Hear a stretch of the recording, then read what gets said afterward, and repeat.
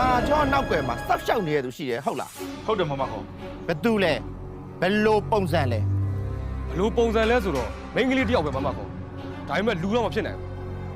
ငါကလည်းလူချင်းပညာရှင်ရတာပြင်းလာပြီ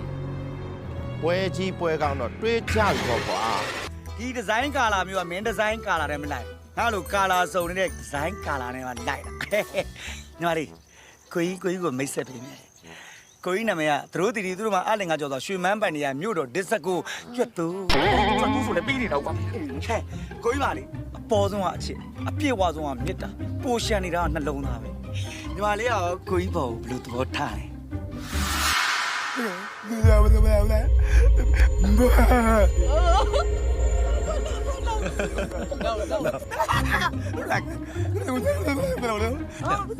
ောက်တော့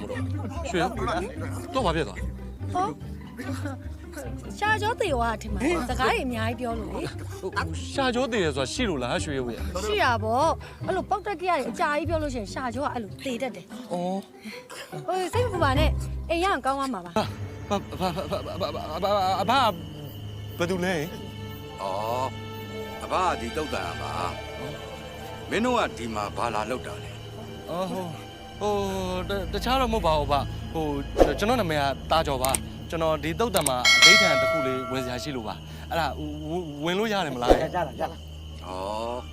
ရပါတယ်ကွယ်ရပါတယ်ဒါပေမဲ့ ဟမ် တေးတေးချာချာတော့ဂယုဆိုင်ကွယ်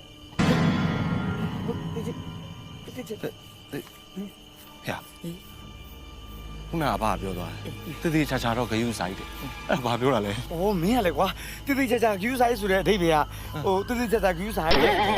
မဟုတ်လေမင်းအဓိဋ္ဌာန်ကိုတိတိကျအာုံဆိုင်ပြီးဂယူဆိုင်လို့ပြောတာ ကောင်းလေးတွေ ကောင်းလေးကောင်းလေး